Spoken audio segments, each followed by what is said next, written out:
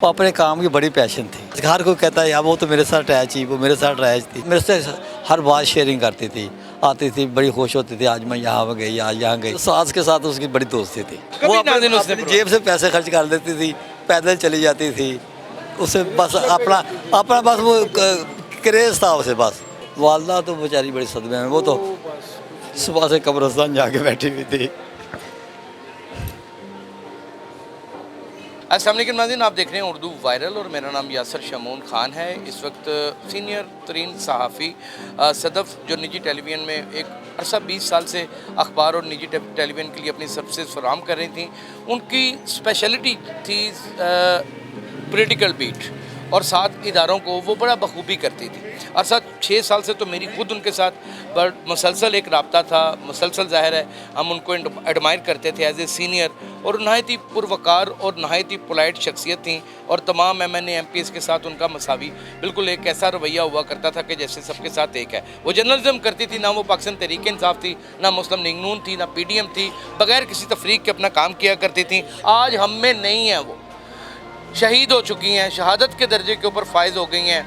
और इतनी भरी जवानी में कोई शख्स जब शहादत की दर्जे के ऊपर फायज होता है तो ज़ाहिर है वो अल्लाह ताला को बेइंतहा मंजूर व मकबूल होता है। उनकी मंजिलें हमसे कई हज़ार गुना ज़्यादा ऊपर। उनके वालिद ग्रामी इस वक्त हमारे साथ खड़े हैं। सबसे पहले तो आपसे बेइंतहा ताज़ियत, बहुत ही अफसोस, जो दर्द आपका है उसको तो कोई दूसरा शख्स महसूस नहीं कर सकता।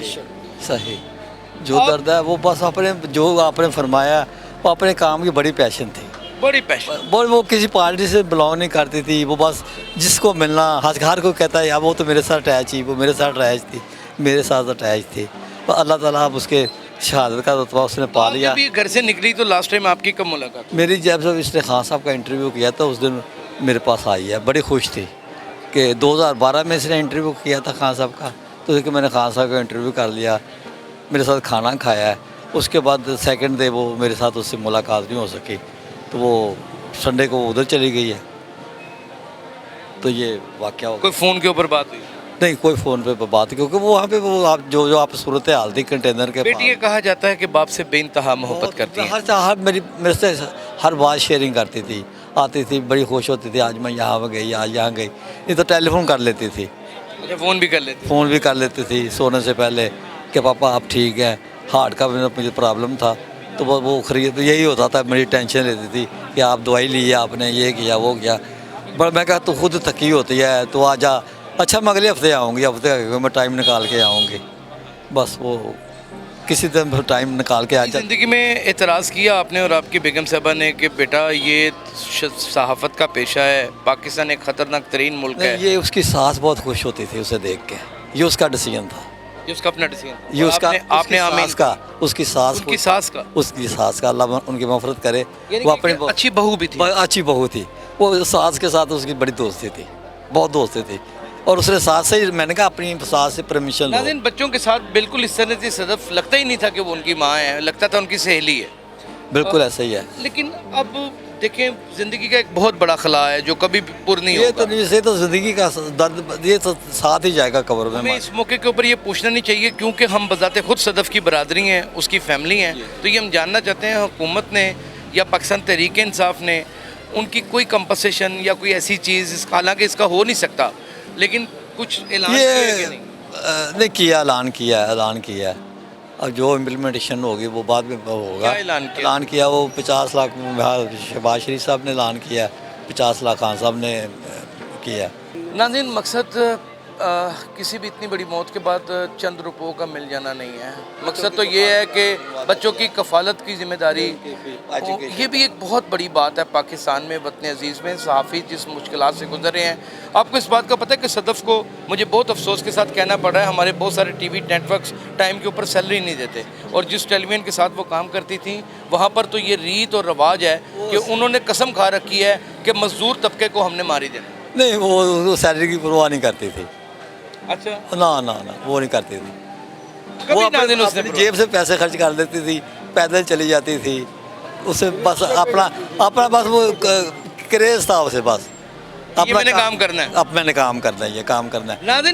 4 मील पैदल चलती रही है। क्या 4 किलोमीटर पैदल चलती रही है। 4 किलोमीटर पैदल? ये जब असेंबली हल्का सेशन हो रहा था तो इसका चैनल 5 उधर रीगल के पास ही है ना, तो वो वहाँ से पहले तो पुलिस वाले कहते थे बाजी तुसी की करते जे, तुसी इधरों रिकॉर्ड करते जे, उधर चक्कर लाते जे, तुसी थकते नहीं जे। इतना खुद देखा है, हमने तो खुद देखा है ये सब कुछ, हमने तो ये सब कुछ खुद देखा है। बस ऐसे ही। और इतनी पोलाइट खातून, रिपोर्टर्स बड़े रैश होते हैं, ये मैं आपको बता दूं नाज़रीन, वो तेज़ बोलते हैं, ऊंचा बोलते हैं, उनकी कुछ आदत इस तरह की बन चुकी होती है।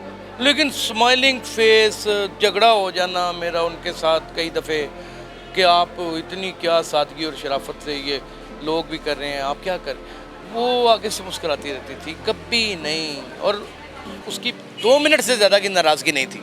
ऐसे ही है, ऐसे ही है। वालदा की क्या कैफियत है? वालदा तो बेचारी बड़ी सदमे में, वो तो सुबह से कब्रिस्तान जाके बैठी हुई थी।